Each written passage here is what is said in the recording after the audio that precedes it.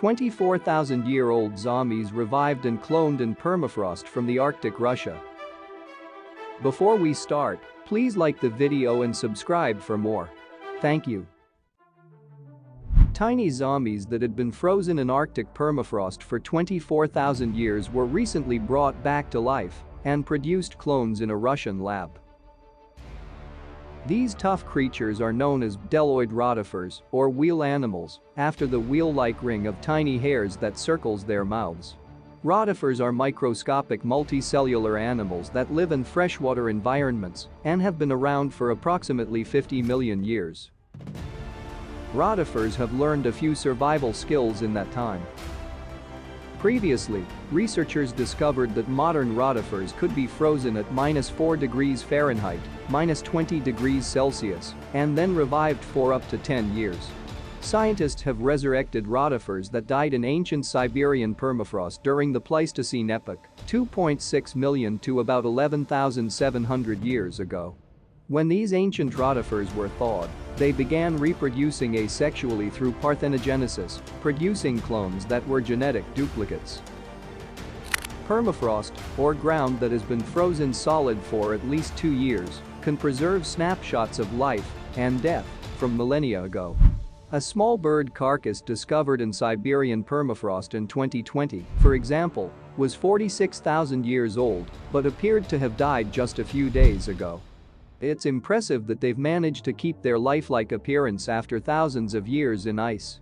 However, some plants and animals that have been trapped in ancient permafrost have managed to do something even more remarkable. They have been able to resurrect from a frozen state.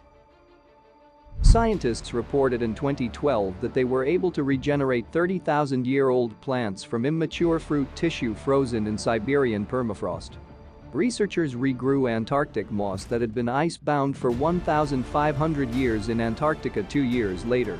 Tiny worms known as nematodes have also been recovered and revived from ancient permafrost in 2 Siberian locations, one with rocks around 32,000 years old and the other with rocks around 42,000 years old.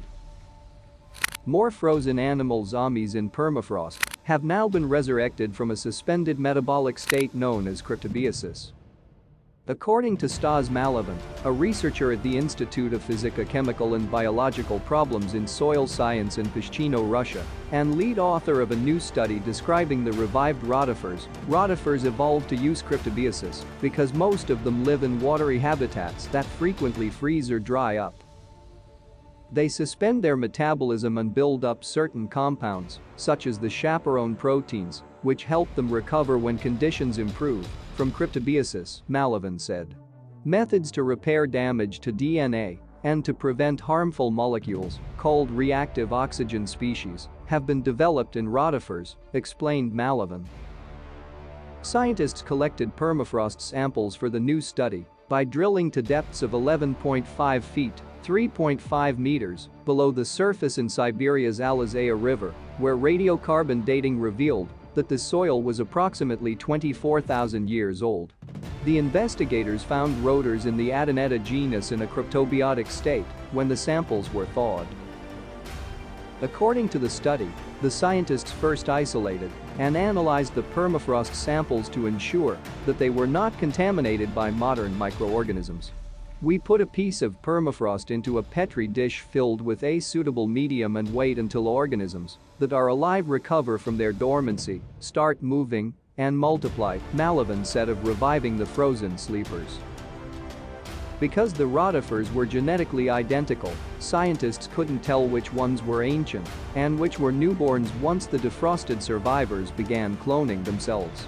Because rotifers only live for about 2 weeks, the scientists gathered their information from clones of the 24,000-year-old rotifers rather than the Ice Age survivors themselves, according to Malavin. Organisms isolated alive from permafrost potentially represent the best models for cryobiology research, according to Malavin, and could provide important clues about the mechanisms that allow those organisms to survive. These mechanisms could then be tested in cryopreservation experiments with human cells, tissues, and organs, according to him.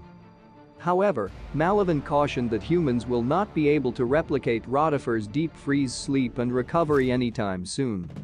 The more complex the organism, the more difficult it is to keep it alive and frozen, he said. It is currently not possible for mammals.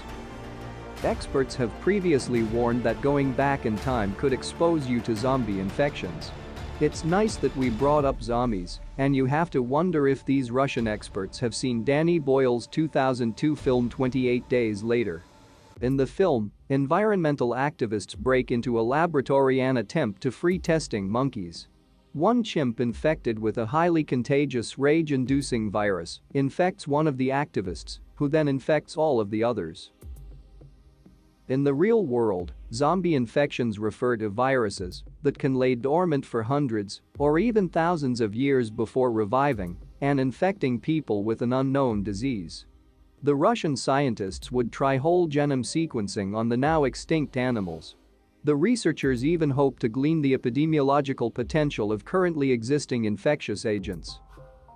As terrifying as it may appear from a science fiction perspective, Russian scientists' work with viruses, prehistoric or not, is crucial for the future of humanity.